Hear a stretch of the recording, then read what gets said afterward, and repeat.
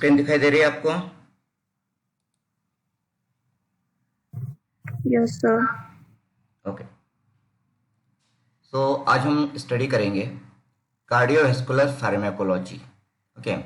Cardiovascular मतलब heart and blood vessels, मतलब जो drugs heart and blood vessels पे एक्ट करते हैं उनके बारे में हम लोग स्टडी करेंगे। ठीक है।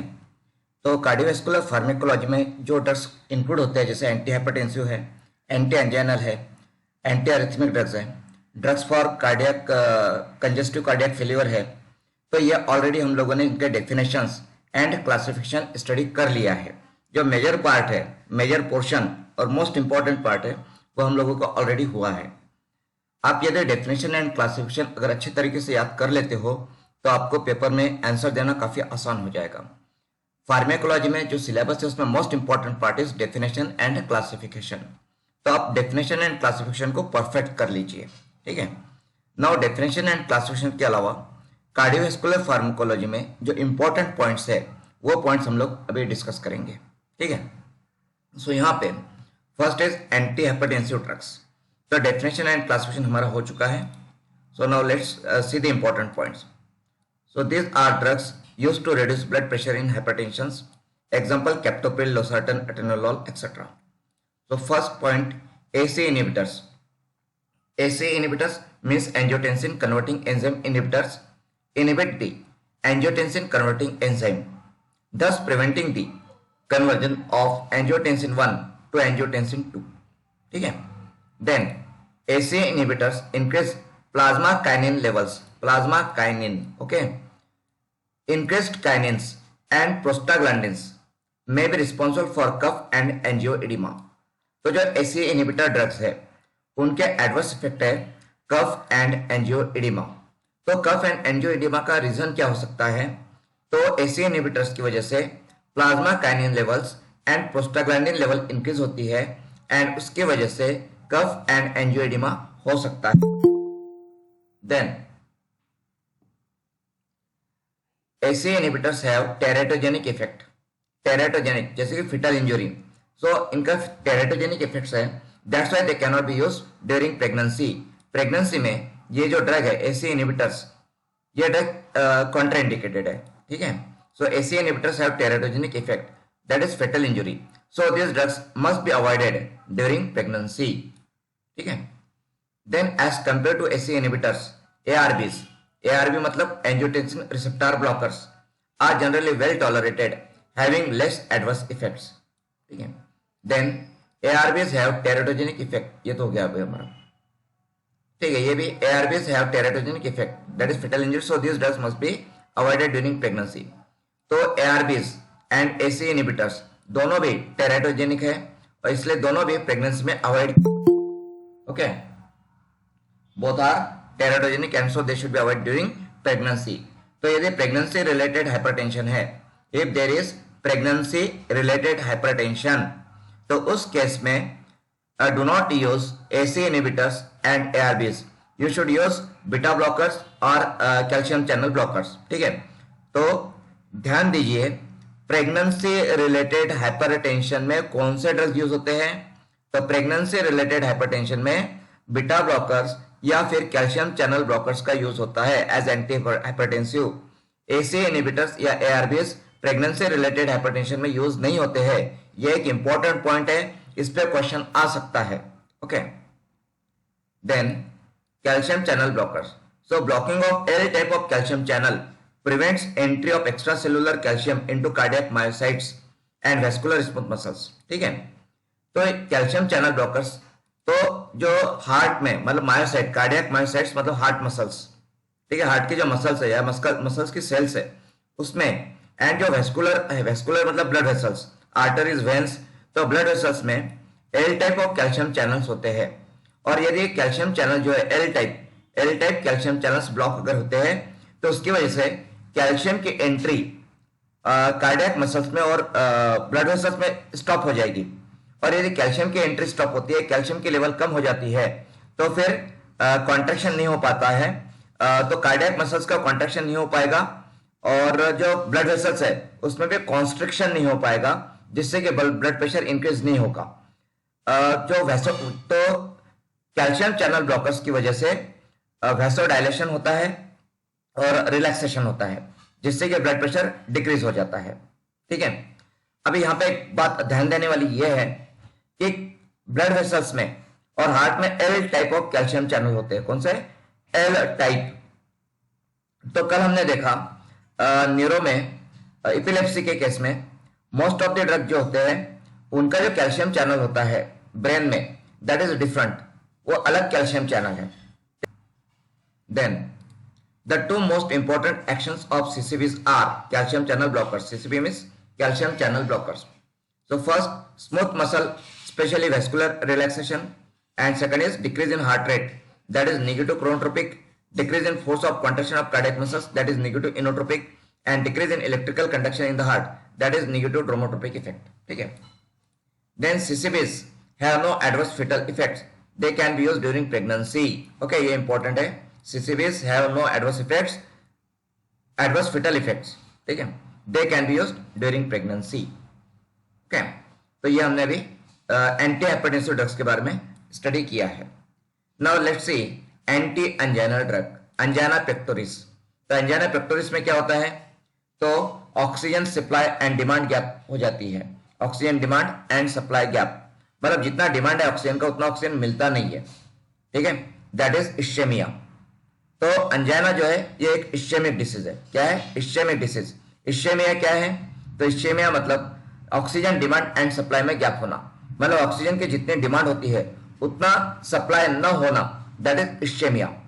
And angina is an ischaemia disease. ठीक है, so anti angina drugs are effective in the treatment of angina pectoris. They prevent, abort और terminate attacks of angina pectoris. Examples glycerol trinitrate, isosorbide dinitrate, atenolol etcetera. इसका detail mechanism हम लोग already study कर चुके हैं। So here organic nitrates are absorb particularly in smooth muscle cells. They undergo rapid enzymatic degradation to release the reactive free radical nitric oxide. Nitric oxide is an endogenous vasodilator. तो ये points भी हम लोग already discuss कर चुके हैं। तो इसमें क्या होता है कि जो ऑर्गेनिक नाइट्रेट्स है, जैसे ग्लिसरॉल ट्राइनाइट्रेट, आइसोसार्बाइड डाइनाइट्रेट, ठीक है, तो ये जो ड्रग है, ये ड्रग पर्टिकुलरली स्मूथ मसल्स में एब्जॉर्ब हो जाते हैं, एंटर कर जाते हैं, और स्मूथ मसल्स में जाने के बाद में उनका मेटाबॉलिज्म होता है और नाइट्रिक ऑक्साइड रिलीज होता है। और नाइट्रिक ऑक्साइड क्या है? तो नाइट्रिक ऑक्साइड ये वैसोडाइलेटर है। ठीक है, then trimetazidine is a pFOX, that is fatty acid oxidation pathway inhibitor and reduces oxygen demand in myocardium. तो ट्राइमेटाजिडिन ये जो एंटी एंजाइनल ड्रग है ये ऑक्सीजन डिमांड को कम करता है, और वो क्या है? पीफॉक्स इनहिबिटर है। PFOX inhibitor means fatty acid oxidation pathway inhibitor. ठीक है, then next ranolazine. Ranolazine inhibits a late sodium current in the myocardium and reduces calcium overload in the myocardium during ischemia, which decreases contractility and has a cardioprotective effect. ठीक है, then ivabradine. Ivabradine is a heart rate lowering anti-anginal drug.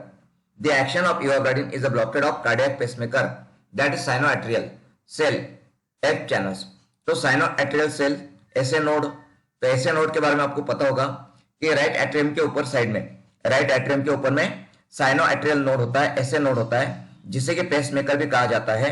और ये ऐसे node ही heart beat को शुरू करता है, heart में जो कंडक्टिविटी इंपल्स जनरेशन करता है।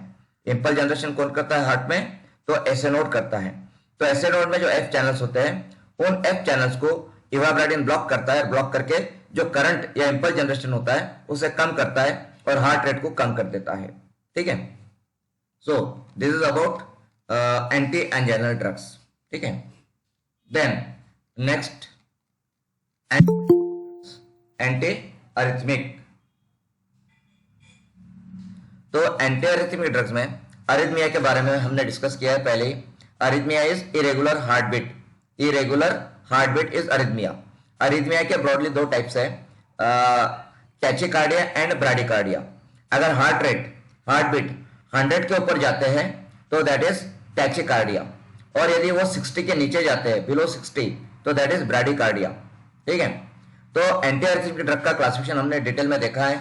उसमें हमने देखा है ये class 1, class 2, class 3, class 4, class 5, और क्लास 1 में भी सब क्लास 1, सब क्लास 2, सब क्लास 3, इस तरह से हमने स्टडी किया है। जो क्लास 1 के एजेंट होते हैं वो सोडियम चैनल को ब्लॉक करते हैं, ठीक है। Class 1 anti arrhythmic sodium channel को ब्लॉक करते हैं, ये हमने डिटेल में स्टडी किया है। तो यहाँ पे और कुछ पॉइंट्स स्टडी करते हैं। So anti arrhythmic drugs are used to prevent और treat cardiac arrhythmia. Example metoprolol, amiodarone, dronedarone etcetera. The mechanism of action of many antiarrhythmic drugs involves blocking of sodium, potassium and calcium ion channels of the myocardium. Class 1, also known as membrane stabilizing agents, drugs are fast sodium channel blockers. Then adenosine. Adenosine, it acts on adenosine type 1 receptors in the heart and activates G inhibitory protein. GI मतलब inhibitory. Okay. So G inhibitory protein leading to deactivation of L type of calcium channel. L type. Okay. L type calcium channels and activation of potassium channels. ठीक है. This causes hyperpolarization of cardiac tissue and transient AV node block. AV node, atrioventricular node block ये produce करते हैं। And इसका जो duration of action है that is for 15 seconds. 15 seconds के लिए इसका इफेक्ट रहता है। Okay, so this is about anti arrhythmic drugs. Then next, drugs use in atherosclerosis. ठीक है, तो अथेरोस्क्लेरोसिस और we can say anti hyperlipidemic drugs. Hyperlipidemia में जो लिपिडिक लेवल होती है वो काफी बढ़ जाती है। ठीक है, so this drugs reduce lipids and lipoproteins in blood. Example statins. Statins में अटोरवास्टैटिन, प्रोवास्टैटिन, लोवास्टैटिन है, ये फर्स्ट लाइन ड्रग है। Fibrates, profibrate and cholestyramine, niacin etcetera. तो कल मैंने आपको एक बताया था प्रोप्रानोलॉल के केस में। कल हम प्रोप्रानोलॉल स्टडी कर रहे थे। तो प्रोप्रानोलॉल क्या करता है, तो ट्राइग्लिसराइड के लेवल को बढ़ाता है और एलडीएल एचडीएल रेशो को बढ़ाता है। ठीक है, यदि ट्राइग्लिसराइड की लेवल और एलडीएल की लेवल बढ़ती है तो हाइपरलिपिडेमिया हो जाएगा, उससे अथेरोस्क्लेरोसिस हो सकता है। तो कल मैंने बताया था कि LDL is dangerous. LDL, low density lipoprotein, is dangerous for our body and HDL, high density lipoprotein, is good, it is good. तो हमेशा एलडीएल एचडीएल कम होना चाहिए रेशो, जबकि एचडीएल अपॉन एलडीएल, एचडीएल ज्यादा होना चाहिए, एलडीएल कम होना चाहिए। ठीक है, तो ये जो अटोवास्टैटिन, प्रोवास्टैटिन, लोवास्टैटिन ड्रग्स हैं, ये ड्रग्स पर्टिकुलरली कोलेस्ट्रॉल को कम करते हैं। कोलेस्ट्रॉल इंक्रीज होता है मतलब लिपिड लेवल इंक्रीज होती है।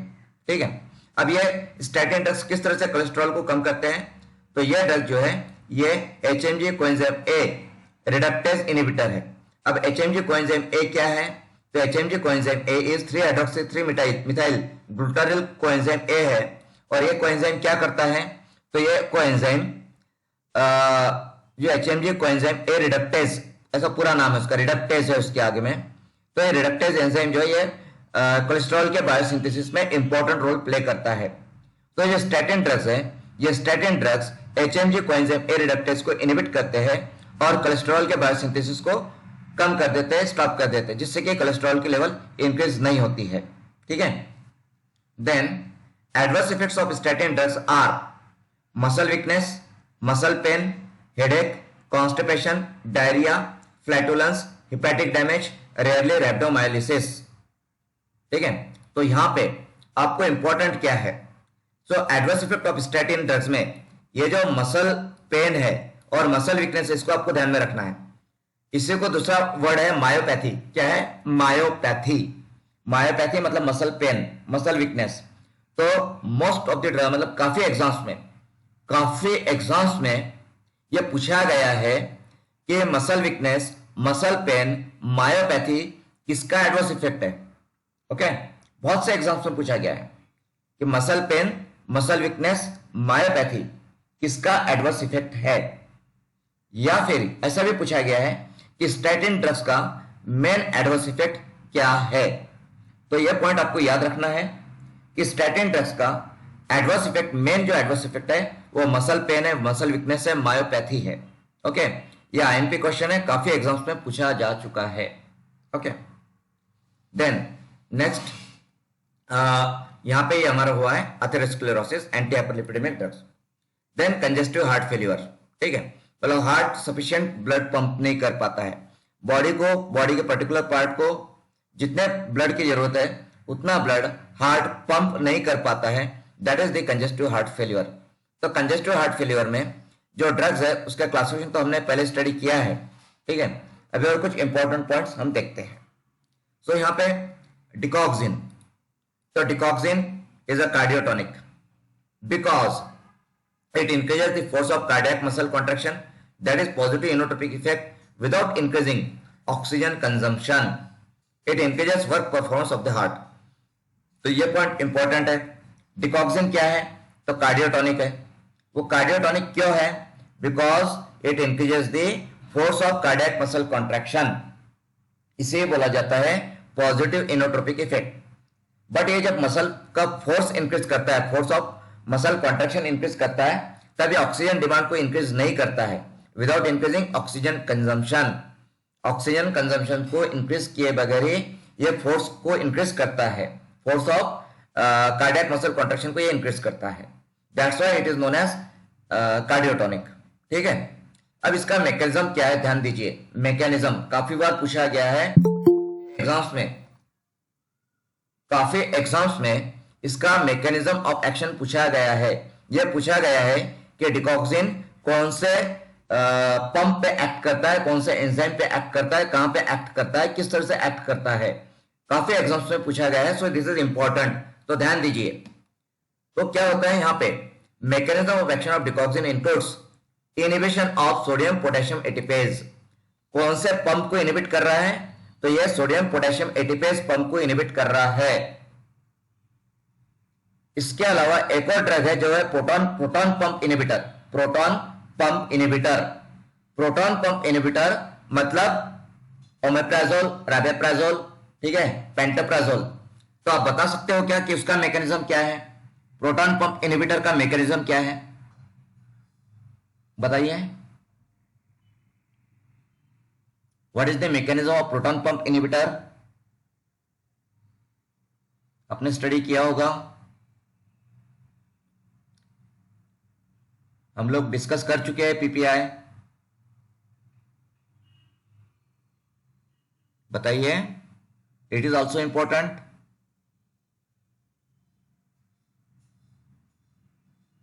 Yes, anybody?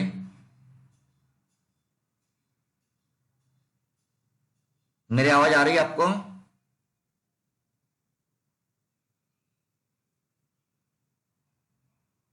आवाज आ रही है या नहीं आ रही है? Yes sir. Okay yes sir. Okay, तो फिर बताइए कि प्रोटॉन पंप इनहिबिटर का मैकेनिज्म क्या है। हम लोगों ने डिस्कस किया है, स्टडी किया है ऑलरेडी, आपको पता है। प्रोटॉन पंप इनहिबिटर्स तो पता है ना आपको। ओमेप्राजोल क्या यूज है? ओमेप्राजोल का क्या यूज है? सर प्रोटॉन मतलब ब्लॉक करते हैं प्रोटॉन सोडियम, पंप का, हाँ sorry H plus K plus ATP। Correct, proton pump inhibitors means H plus K plus ATPase.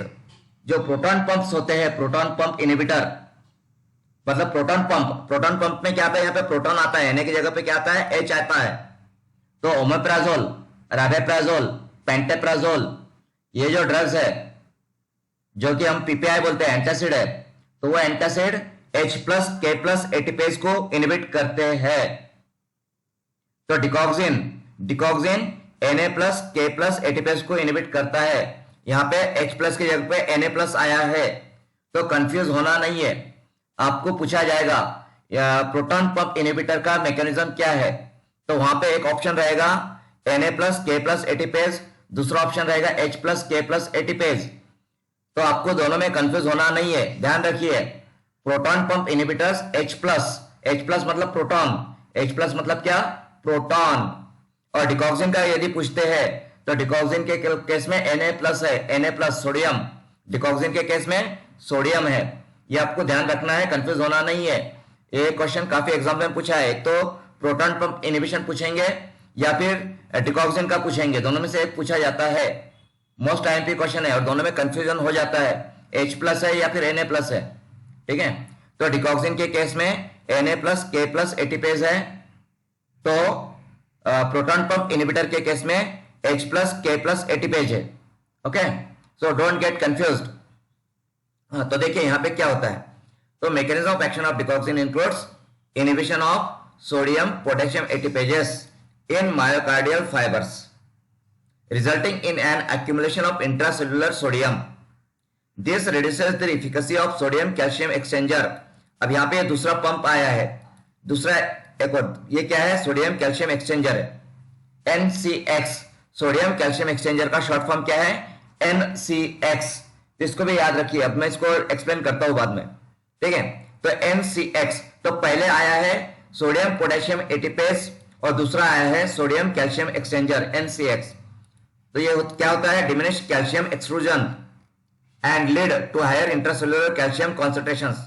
This makes the force of contraction stronger, that is positive inotropic effect, and the electrical conduction in the heart slow down, negative dromotropic effect. Now अब ये पूरा mechanism क्या है, देखिए यहाँ पे दो pump हम कंसिडर कर सकते हैं, एक है सोडियम पोटेशियम एटीपेज और दूसरा है सोडियम कैल्शियम एक्सचेंजर। अब कैसे काम होता है, अब ये जो सोडियम पोटेशियम एटीपेज है इसका काम क्या है, तो सोडियम पोटेशियम एटीपेज का काम है सोडियम को बाहर निकालना, पोटेशियम को अंदर लेना, ठीक है। सेल के अंदर में, सेल में से सोडियम को बाहर निकाल देना, ठीक है, सेल में से सोडियम को बाहर भेजना और पोटेशियम को अंदर लेना, यह काम है सोडियम पोटेशियम एटीपेज का। ओके, और ये जो है सोडियम कैल्शियम एक्सचेंजर, इसका क्या काम है, तो सोडियम कैल्शियम एक्सचेंजर का काम है कैल्शियम को बाहर निकालना और सोडियम को अंदर लेना। तो बात समझिए, तो क्या हो रहा है यहां पे, यह सोडियम कैल्शियम एक्सचेंजर की वजह से यदि सेल के अंदर में कैल्शियम की लेवल बढ़ जाती है, तब यह सोडियम कैल्शियम एक्सचेंजर कैल्शियम को बाहर भेजता है और उसके अगेंस्ट, उसके बदले में सोडियम को अंदर लाता है। अब जब सोडियम सेल के अंदर आएगा तो सेल के अंदर सोडियम की लेवल बढ़ जाएगी, मतलब इंट्रासेलुलर सोडियम का एक्यूमुलेशन हो जाएगा, ठीक है, इंट्रासेलुलरली सोडियम बढ़ेगा। तो फिर इस सोडियम को कंट्रोल करने के लिए फिर ये सोडियम पोटेशियम एटीपेज एक्ट करेगा और सोडियम पोटेशियम एटीपेज उस सोडियम को बाहर निकाल देगा और पोटेशियम को अंदर लेगा, ठीक है। सीक्वेंस कैसा है देखिए, क्या सीक्वेंस है, तो सेल के अंदर यदि कैल्शियम की लेवल बढ़ रही है तब सेल उस कैल्शियम को बाहर निकालेगा और उसके अगेंस्ट, उसके बदले में सोडियम को सेल के अंदर लेगा। तो कैल्शियम बाहर जा रहा है, सोडियम अंदर आ रहा है। अब जब सेल के अंदर सोडियम की लेवल बढ़ेगी तब ये जो सोडियम पोटेशियम एटीपेज है ये क्या करेगा, ये सोडियम को बाहर निकाल देगा और पोटेशियम को अंदर लेगा, ठीक है। इस तरह की इवेंट होती है। अब क्या होता है कि कैल्शियम की लेवल कैसे बढ़ती है सेल के अंदर में, तो नॉर्मली जब भी सेल के ऊपर में हार्ट मसल्स पे इंपल्स आती है, इंपल्स इलेक्ट्रिकल करंट, तो L type of calcium channel open होते हैं। अब L type of calcium channel open होने की वजह से कैल्शियम की एंट्री मसल्स में हो जाती है, मसल सेल्स में, और उसके बाद में जैसे ही कैल्शियम की एंट्री होती है और कैल्शियम की लेवल बढ़ जाती है, तो कैल्शियम की लेवल बढ़ने की वजह से मसल कॉन्ट्रैक्शन होता है। ध्यान दीजिए, जब जब भी कैल्शियम की लेवल बढ़ेगी तब तब मसल कॉन्ट्रैक्शन होगा, और कैल्शियम की लेवल कम होती है तो मसल रिलैक्स हो जाते हैं, ऑलवेज, ऑल मसल्स, ठीक है। तो एल टाइप जब मसल्स पे, मसल सेल्स पे इंपल्स आ रही है, इलेक्ट्रिकल करंट आ रहा है, तो calcium channel, L type calcium channel open हो रहे हैं, तो कैल्शियम अंदर की ओर आएगा। कैल्शियम अंदर आ रहा है तो मसल्स का कॉन्ट्रैक्शन हो जाएगा। मसल का कॉन्ट्रैक्शन हो जाने के बाद में कैल्शियम का क्या होता है, तो जो एक्स्ट्रा कैल्शियम अंदर आया था सेल के अंदर, ठीक है, वो कैल्शियम फिर से बाहर चला जाता है, फिर से बाहर चला जाता है। उस कैल्शियम को बाहर कौन भेजता है, तो उस कैल्शियम को बाहर भेजता है यह सोडियम कैल्शियम एक्सचेंजर। कैसे भेजता है, तो ये सोडियम कैल्शियम एक्सचेंजर कैल्शियम को बाहर भेजेगा और सोडियम को अंदर ले लेगा। अब यदि कैल्शियम बाहर जा रहा है, सोडियम अंदर आ रहा है, तो सेल के अंदर में सोडियम की लेवल बढ़ते जाएगी, और यदि सेल के अंदर में सोडियम की लेवल बढ़ रही है तो सोडियम को बाहर भेजना पड़ेगा, ठीक है, सोडियम को बाहर भेजना पड़ेगा। तो सोडियम को बाहर कौन भेजता है? तो सोडियम को ये सोडियम पोटेशियम एटीपेज बाहर भेज देता है। Okay, sodium potassium ATPase sodium को बाहर भेजेगा और पोटेशियम को अंदर लेगा। यह नॉर्मल प्रोसेस है, यह नॉर्मली होता है। अब जब ये कैल्शियम अंदर आता है, L type of calcium channel से कैल्शियम अंदर आता है, तब बहुत ज्यादा कैल्शियम अंदर नहीं आते हैं। Calcium ions suppose 10-12 calcium ions अंदर आएंगे। लेकिन जब ये अंदर आते हैं तो क्या करते हैं? जब ये सेल के अंदर आते हैं तो सेल के अंदर में जो सार्कोप्लाज्मिक रेटिकुलम होता है, sarcoplasmic reticulum, that is the endoplasmic reticulum.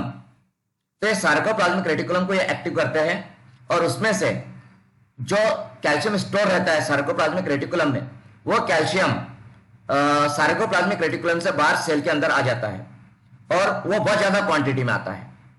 तो देखिए, L type of calcium channel से 10 से 15 कैल्शियम आयन सेल के अंदर आते हैं।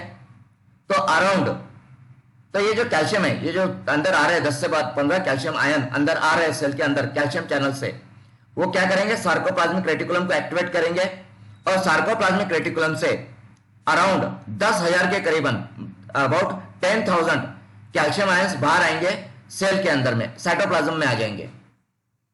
ठीक है, तो फिर बाद में मसल का कॉन्ट्रैक्शन होगा। मसल का कॉन्ट्रैक्शन होने के बाद में ये जो 10,000 सार्कोप्लाज्मिक रेटिकुलम से बाहर आए थे साइटोप्लाज्म में, ये वापस चले जाएंगे सार्कोप्लाज्मिक रेटिकुलम में। जितने बाहर आए थे उतने पूरे पूरे वापस जाएंगे सार्कोप्लाज्मिक रेटिकुलम में। अब बचे हुए जो है, जो कि L type of calcium channel से आए थे, वो जो कैल्शियम है, वो कैल्शियम बाहर जाएंगे सोडियम कैल्शियम एक्सचेंजर के थ्रू। ओके, ये पूरा प्रोसेस होता है। अब डिकॉक्सिन क्या करता है? तो डिकॉक्सिन ये जो सोडियम पोटेशियम एटीपेज है, इसको इनहिबिट कर देता है। अब सोडियम पोटेशियम एटीपेज यदि इनहिबिट हो रहा है तो फिर सोडियम जो है, ये सोडियम जो कि सेल के अंदर में है इंक्रीज हो रहा है, ये सोडियम बाहर नहीं जा पाएगा। सोडियम यदि बाहर नहीं गया तो इंट्रासेल्युलर सोडियम आयंस बढ़ते जाएगा। इंट्रासेल्युलर सोडियम आयंस यदि बढ़ते गया तो फिर ये जो सोडियम कैल्शियम एक्सचेंजर है, इसकी एक्टिविटी कम हो जाती है, इसकी एक्टिविटी कम हो जाती है। और यदि सोडियम कैल्शियम एक्सचेंजर की एक्टिविटी कम होती है तो जो L type of calcium channel से कैल्शियम अंदर आ रहे थे, वो कैल्शियम बाहर नहीं जा पाएंगे। मतलब सेल के अंदर में ही कैल्शियम की लेवल बढ़ रही है, और जब सेल के अंदर कैल्शियम की लेवल बढ़ती है तो वो जो कैल्शियम है जो साइटोप्लाज्म में, एक्स्ट्रा कैल्शियम है साइटोप्लाज्म में, वो भी चला जाता है सार्कोप्लाज्मिक रेटिकुलम में। मतलब ओवरऑल जो स्टोरेज है कैल्शियम का सार्कोप्लाज्मिक रेटिकुलम में, वो बढ़ रहा है, नंबर ऑफ कैल्शियम आयंस बढ़ रहे हैं। ठीक है, तो जब कैल्शियम आयंस बढ़ जाते हैं इस तरीके से, तब मसल कॉन्ट्रैक्शन और भी बढ़ जाता है, मसल कॉन्ट्रैक्शन और ज्यादा बढ़ जाता है। तो इस तरीके से जो डिकॉक्सिन है वो सोडियम पोटेशियम एटीपेज इसको इनहिबिट करता है, सोडियम के एग्जिट को कम करता है, सोडियम की इंट्रासेलुलर लेवल को बढ़ाता है। उसके वजह से सोडियम कैल्शियम एक्सचेंजर की स्पीड कम हो जाती है, उसकी वजह से कैल्शियम बाहर नहीं जा पाता है, कैल्शियम सेल के अंदर ही स्टोर होते जाता है। और सेल के अंदर जितना ज्यादा कैल्शियम रहेगा उतना ही ज्यादा फोर्स ऑफ मसल कॉन्ट्रैक्शन रहने वाला है, उतना ही ज्यादा मसल का कॉन्ट्रैक्शन होगा। ठीक है, so this is the mechanism of digoxin, mechanism of action of digoxin. अब ये मैंने इतना डिटेल में आपको क्यों बताया? बिकॉज ये एक मोस्ट आईएमपी क्वेश्चन है, इस पे मोस्ट ऑफ द एग्जाम्स में क्वेश्चन पूछा गया है। तो आपको ये सोडियम पोटेशियम एटीपेज और NCX मतलब सोडियम कैल्शियम एक्सचेंजर ये याद रहना चाहिए। इसके लिए पूरा डिटेल में मैंने आपको बताया है, तो इसको आईएमपी समझिए। ठीक है, तो अभी मैंने जो मैकेनिज्म समझाया आपको वो समझ में आया है? अंडरस्टूड?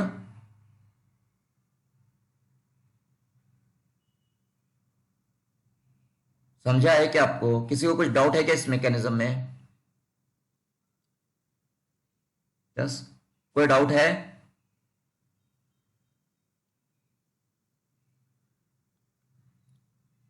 रिस्पॉन्स दीजिए, give me response.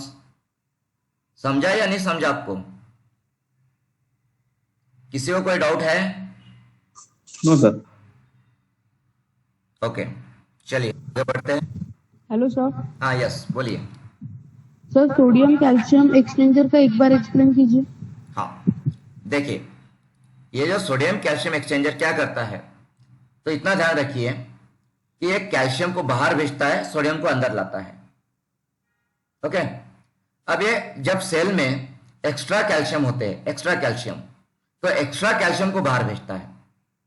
Muscle cell के अंदर में एक तो जो कैल्शियम होंगे वो सार्कोप्लाज्मिक रेटिकुलम में स्टोर रहते हैं, वो परमानेंटली रहते हैं, सेल के अंदर ही रहते हैं।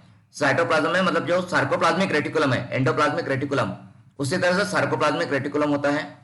तो सार्कोप्लाज्मिक रेटिकुलम में कुछ कैल्शियम हजारों की क्वांटिटी में परमानेंटली स्टोर रहते हैं सेल के अंदर में।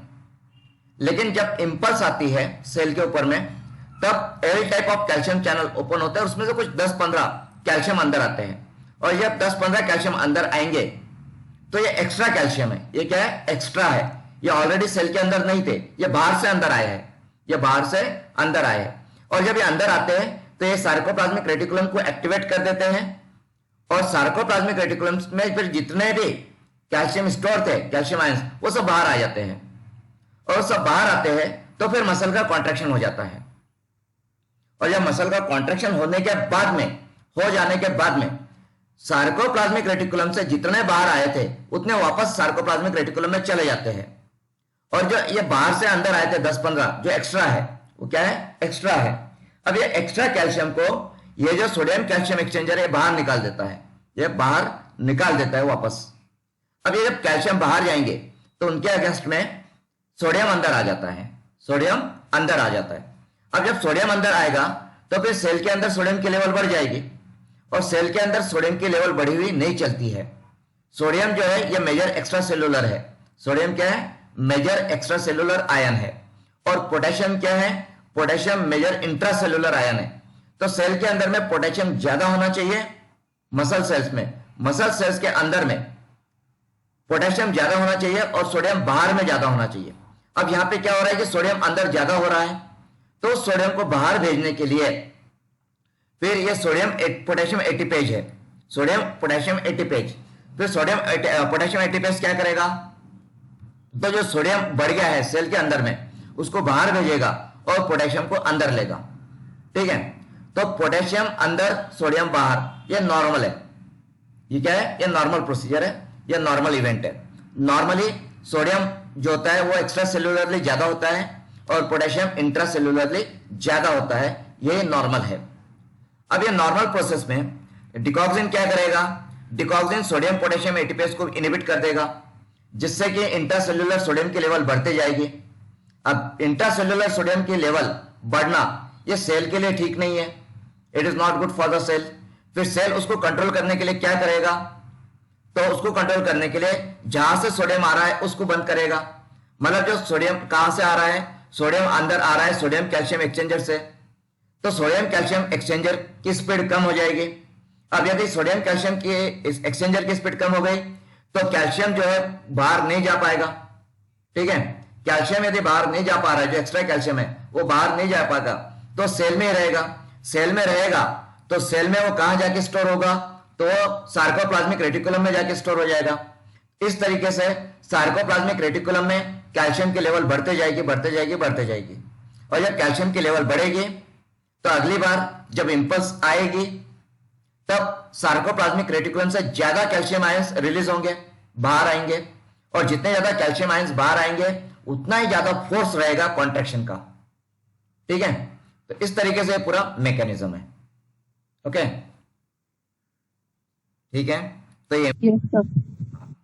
ठीक है, तो ध्यान दीजिए इस पे। ओके, नेक्स्ट अभी डिकॉक्सिन। तो डिकॉक्सिन में प्रोड्यूस हाइपोकैलेमिया। हाइपोकैलेमिया मतलब low level of potassium, low blood level of potassium, potassium की ब्लड लेवल कम हो जाएगी। क्यों कम होगी? तो जैसे हमने मैकेनिज्म में देखा, मैकेनिज्म में हमने क्या देखा? तो पोटेशियम बाहर रहता है, सोडियम अंदर रहता है। जब सोडियम पोटेशियम एटीपेज इनहिबिट हो जाएगा तो पोटेशियम सेल के अंदर नहीं आ पाएगा। एक्स्ट्रा सेलुलरली पोटेशियम की लेवल बढ़ते जाएगी। एक्स्ट्रा सेलुलरली मतलब सेल से बाहर पोटेशियम की लेवल बढ़ेगी, मतलब ब्लड में पोटेशियम की लेवल बढ़ेगी। और ब्लड में यदि पोटेशियम बढ़ जाता है, एक्स्ट्रा सेलुलरली पोटेशियम बढ़ता है, तो उसका एक्सक्रेशन भी बढ़ जाएगा यूरिन में से।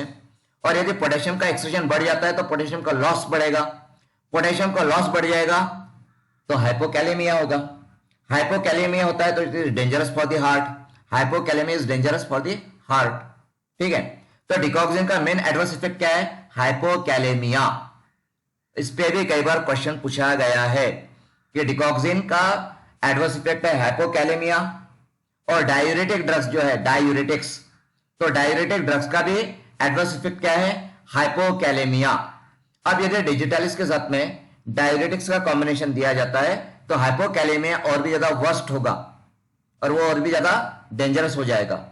ठीक है, तो यह क्वेश्चन कई बार पूछा गया है कि डिकॉक्सिन के साथ में यदि डायूरेटिक्स ड्रग देते हैं तो क्या प्रॉब्लम होगा?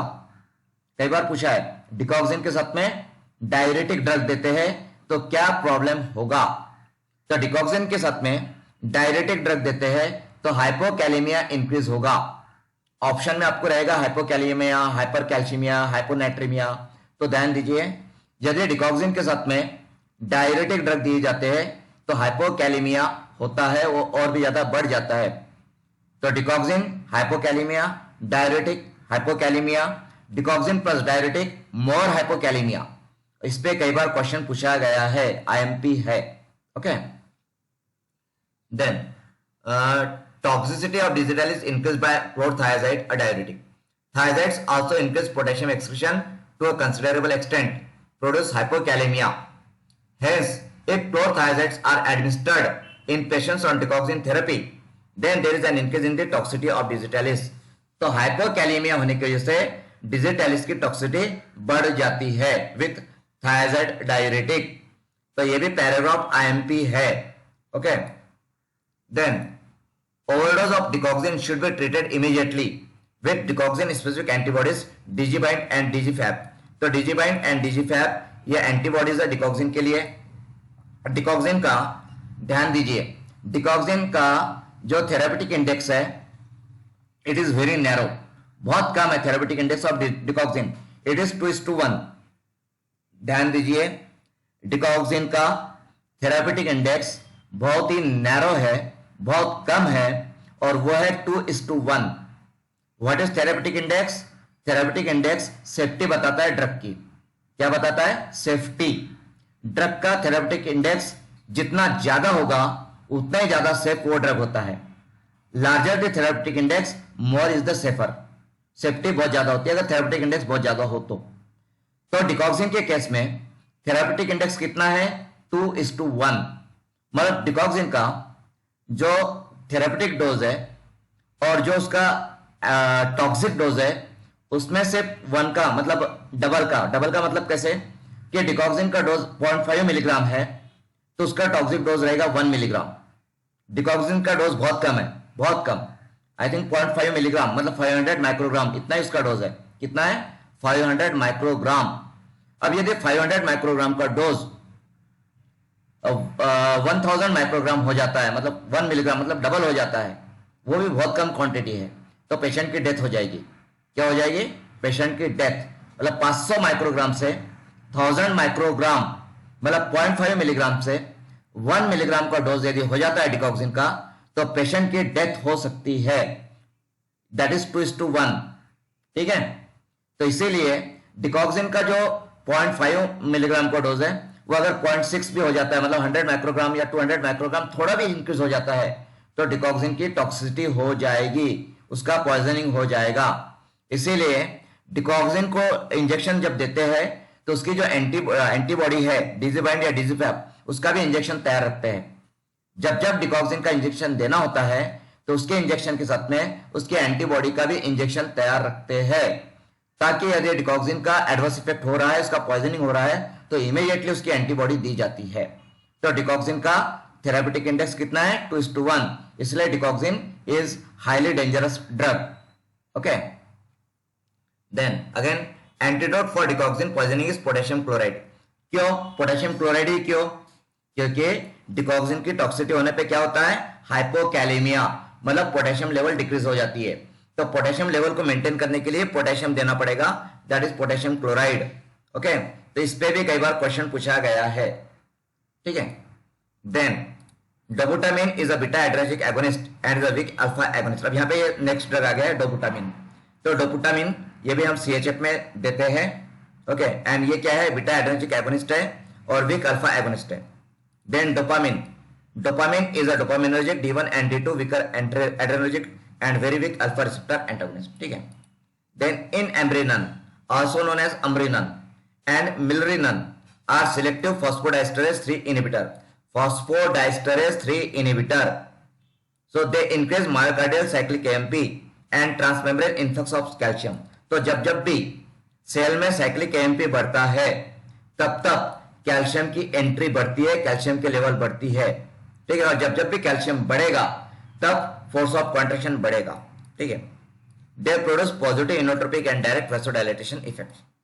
Then, sacubitril is an inhibitor of the enzyme neprilysin.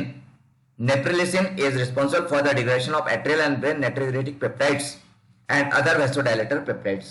तो ये भी हम ऑलरेडी डिस्कस कर चुके हैं क्लासिफिकेशन में। Then nesiritide is a recombinant brain natriuretic peptide. It is being used by continuous IV infusion. It is used to treat severely decompensated patients of CHF.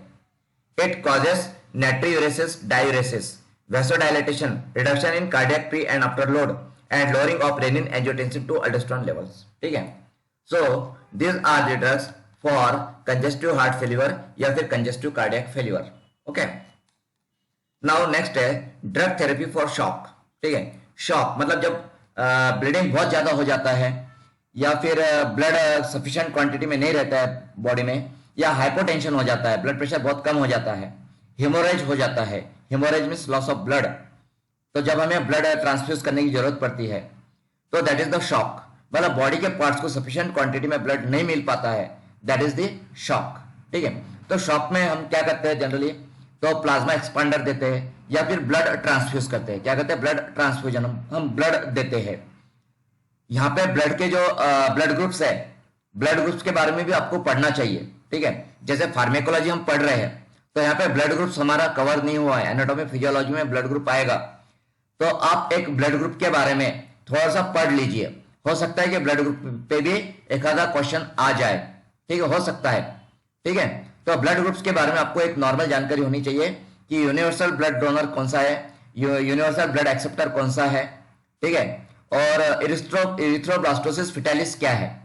ये 3-4 point जो है ब्लड ग्रुप रिलेटेड वो आपको पता होना चाहिए, ठीक है। तो एक थोड़ा सा उसके बारे में रीड कर लीजिए, okay. So drug therapy for shock, so plasma volume expander is a type of intravenous therapy that provides fluid replacement for the circulatory system. They are used to correct hypovolaemia. Hypovolaemia means blood का volume कम हो जाना, body में normally 4 litre 5 litre blood होता है, उसका volume कम हो जाना, that is hypovolaemia. Blood loss की वजह से हाइपोवॉलेमिया हो सकता है। So correct hypovolaemia due to loss of plasma और blood. Then plasma volume expanders can help improve oxygen delivery in instances of blood loss by increasing blood volume and blood pressure so that blood can flow to the tissues, ठीक है। सो ये हुआ drug therapy for shock. तो यहां पे हम लोगों ने आज कार्डियोवैस्कुलर फार्मेकोलॉजी कवर की है, ठीक है। इसके बाद में नेक्स्ट आईपीबीपी है, ठीक है। तो वो हम आईपीबीपी के बारे में और अदर टॉपिक, सभी छोटे छोटे टॉपिक है, ऐसे टॉपिक है जो 10-10 15-15 मिनट के हैं, 10 मिनट्स 15 मिनट्स, और कुछ टॉपिक्स तो ऐसे जो कि आप खुद स्टडी कर सकते हो। फॉर एग्जाम्पल जैसे ये फार्मेसी एक्ट 1948 है, तो आई डोंट थिंक कि मुझे उसे एक्सप्लेन करने की जरूरत है, ठीक है। आई थिंक कि फार्मेसी एक्ट आप खुद पढ़ सकते हो। देन उसके बाद में ड्रग्स एंड कॉस्मेटिक एक्ट है, वो भी आप खुद पढ़ सकते हो, आपने ऑलरेडी स्टडी किया है डिटेल में उसको। तो pharmacy act and drugs and cosmetic act. Then role of hospital pharmacist, ये एक टॉपिक है। तो रोल ऑफ हॉस्पिटल फार्मासिस्ट भी आप सबको पता है। तो ये कुछ ऐसे टॉपिक है, या फिर आईपीबीपी भी है, इंडियन फार्माकोपिया। तो जस्ट उसमें एक्सप्लेन जैसा कुछ नहीं है कि एक्सप्लेन करने जैसा, ओके, वो सब आपको पता है, उससे रीडिंग का पॉइंट है। तो ये कुछ स्मॉलर टॉपिक है, छोटे टॉपिक्स है, एंड जो कि आप खुद रीड करके समझ सकते हो। तो मुझे लगता है कि मुझे उस पर समय नहीं देना चाहिए, आप लोग खुद उन टॉपिक्स को रीड कीजिए, और आपको रीड करने के बाद में यदि कोई डाउट है उसमें, जैसे ड्रग के शेड्यूल्स है, या फार्मेसी एक्ट है, या आईपीबीपी है, इन टॉपिक्स में यदि आपको कुछ डाउट्स है तो यू कैन आस्क मी, आप मुझे पूछिए, I will explain it. But मैं सोचता हूं कि जो टॉपिक्स एक्सप्लेन करने जैसे है, जिसको एक्सप्लेन करना पड़ेगा, जिसको समय देने की जरूरत है, वही टॉपिक मैं कवर करूं, ठीक है। अननेसेसरीली बाकी सिंपल टॉपिक्स में मैं समय नहीं देना चाहता हूं।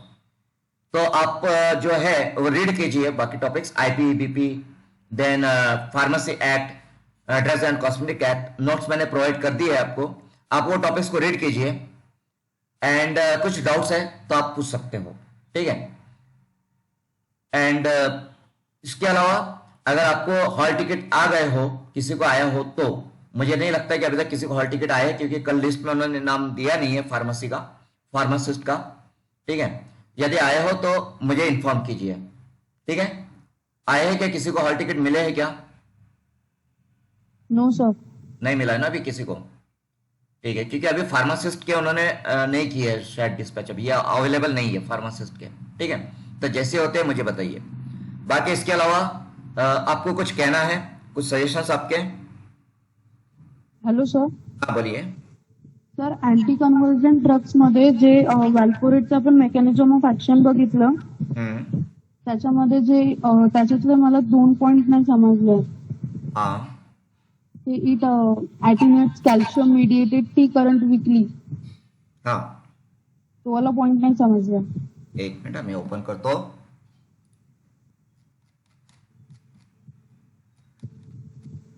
हाँ वेलप्रोएट, ठीक है। Valproate appears to act by the following mechanisms. First, it inhibits GABA transaminase. GABA transaminase clear आए हैं?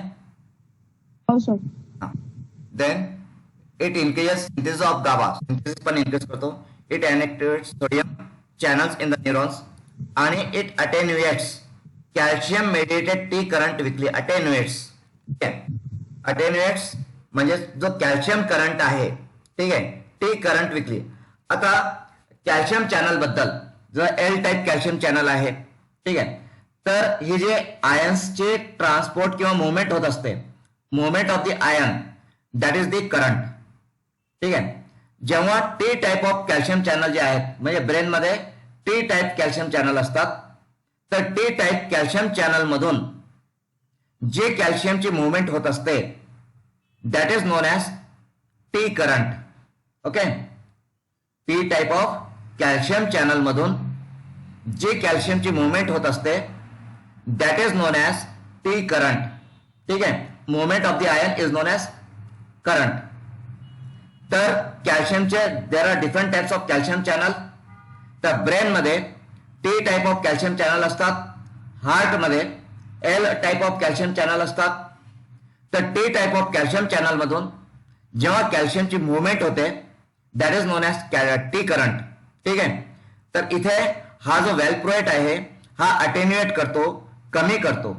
कशाला कमी करतो? तर तो कॅल्शियम करंटला कमी करतो. म्हणजे कॅल्शियमचं जे इन्फ्लक्स आहे, जी मुवमेंट आहे, movement of the calcium through the calcium channel, ती कमी करतो, ठीक आहे. It decrease, it reduces, it attenuates, movement of the calcium channel, movements of the calcium through the calcium channel, असा त्याचा अर्थ आहे, ठीक आहे. Yes sir. ओके, सो अजून काही? ओके, सो इथे आपण स्टॉप करूया. आणि इव्हनिंगला IPBP तर मी घेणार नाही, ते तुम्ही रीड करा, नोट्स दिलेले आहेत. फार्मसी ऍक्ट आणि ड्रग अँड कॉस्मेटिक ऍक्ट पण तुम्ही रीड करून घ्या. काही डाऊट असेल तर आपण इव्हनिंगला त्याबद्दल डिस्कस करू. आणि पुढचं जे काही इम्पॉर्टंट टॉपिक असेल, इम्पॉर्टंट टॉपिकमध्ये आता पुढे let me open the syllabus बघूया आपण. Just a minute. सिलेबस,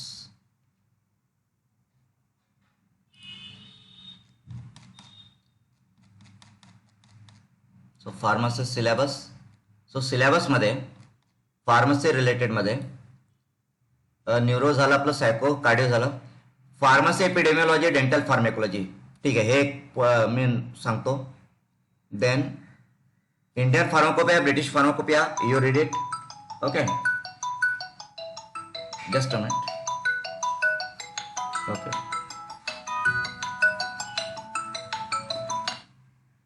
त्यानंतर ओके, इथे drug store logistic and inventory management आहे. तर हे आपण DSBM सब्जेक्ट होता तुम्हाला, drug store and business management. तर हे आपण घेऊया, कन्सिडर करूया इव्हनिंगला. FDA बद्दल आपण माहिती घेऊया. FDA महाराष्ट्राबद्दल. Then role of hospital pharmacist हे तुम्ही रीड करू शकता. याचे नोट्स मी तुम्हाला दिलेले आहेत. 15 पॉईंट्स आहेत, 15 नाही 6 or 7 पॉईंट्स आहेत रोल ऑफ हॉस्पिटल फार्मासिस्ट. तर हे तुम्ही स्टडी करू शकता. कम्युनिटी फार्मसीच्या नोट्स मी तुम्हाला देतो, हे आपण डिस्कस करू शकतो. GMP हे आपण डिस्कस करू शकतो इव्हनिंगला. Then disinfectants and their concentration use in pharmaceutical and hospitals ह्या नोट्स मी तुम्हाला आज देणार आहे. आणि हे पण एकच पेज आहे, ते पण तुम्हाला रट्टा मारायचं आहे, त्याच्यामध्ये एक्सप्लेनेशन काहीच नाहीये. EDL अँड ECL लिस्ट हे मी तुम्हाला एक्सप्लेन करतो इव्हनिंगला. म्हणजे आता जे काही टॉपिक्स आपले बाकी आहेत, तर जास्तीत जास्त एक एक टॉपिक म्हणजे जसा हा drug storage logistic and inventory management हा 15 ते 20 मिनिटाचा टॉपिक आहे. फूड अँड ड्रग ऍडमिनिस्ट्रेशन हा सुद्धा 15 ते 20 मिनिटाचा आहे. कम्युनिटी फार्मसी हा अर्धा तास आहे, half an hour. GMP half an hour. He list तुम्ही रीड करा. EDL half an hour. म्हणजे नियर अबाउट 3 ते 4 तासाचा आपला सिलेबस बाकी आहे, जे की आय थिंक 1-2 दिवसात कव्हर होऊन जाईल. ठीक आहे. तर त्यानंतर तुम्हाला अजून काही डाऊट्स असतील तर ते डाऊट्स आपण क्लिअर करणार, अजून डिटेलमध्ये आपण जाणार असावं. म्हणजे आपलं लेक्चर कम्प्लीट होतील असं नाहीये. जोपर्यंत तुमचे पेपर होत नाही, लास्ट पेपर, तोपर्यंत आपण क्लास चालू ठेवणार. ठीक आहे. ओके. तर इथे इव्हनिंगला आपण हा बोला. ते जे कॉग्निशन मधून जे पोर्शन आहे अल्कोलॉइड्स, टॅनिन्स वगैरे, हा ग्लायकोसाइड, त्याच्यावर काही क्वेश्चन्स येणार आहेत का? इथे जो सिलेबस दिलेला आहे तो सिलेबस आपण बघतोय. या सिलेबसमध्ये पर्टिक्युलरली कॉग्नोसिसचं असं काही सिलेबस दिलेलंच नाहीये. आणि जे सुटिक्स मध्ये पोझोलॉजी वगैरे विचारलंय त्यावर काही क्वेश्चन? यस. पोसोलॉजी मध्ये ड्रग्सचे जे डोजेस आहेत, जो ऍस्पिरिनचा डोज आहे, डिकॉक्सिनचा डोज आहे. ठीक आहे. तर काही डोजेस तुम्हाला जसा क्लोपिडोग्रेलचा डोज आहे, तर डोजेस काय पर्टिक्युलर ड्रगचे डोजेस तुम्हाला विचारले जाऊ शकतात. आणि आय थिंक की ते डोजेस मी तुम्हाला दिलेले आहेत, नोट्स बघा तुम्ही. ठीक आहे. आणि ते फॉर्म्युले वगैरे आहेत जे क्लार्क्स फॉर्म्युला वगैरे जे डोस कॅल्क्युलेट करायला ते वगैरे, म्हणजे त्या पोझोलॉजी चॅप्टर मधून काही इम्पॉर्टंट येईलच का? नाही, तसं काही यांनी सिलेबस मध्ये दिलेलं नाही. तसं त्याचे फॉर्म्युले आहेत चिल्ड्रन कॅल्क्युलेशनसाठी, डोस फॉर चिल्ड्रन. ठीक आहे. तर ते तसं इम्पॉर्टंट आहे, पण यांनी सिलेबस मध्ये त्याच्याबद्दल काहीच म्हटलेलं नाहीये. ठीक आहे. तर त्यामुळे ते मी घेतलेलं नाहीये. तर सिलेबस मध्ये नाहीये तो पार्ट. ओके. पोसोलॉजी जर तो असता तर त्यांनी डायरेक्ट पोसोलॉजी असं मेन्शन केलं असतं सिलेबस मध्ये, पण त्यांनी पोसोलॉजी सिलेबस मध्ये मेन्शन केलेलं नाही. ठीक आहे. They are very specific. तर त्यामुळे ते नाहीये सिलेबसला. ठीक आहे. ओके. ठीक आहे. तर चालेल. We will stop here now. Let's meet in the evening. Okay. Good. Have a good day.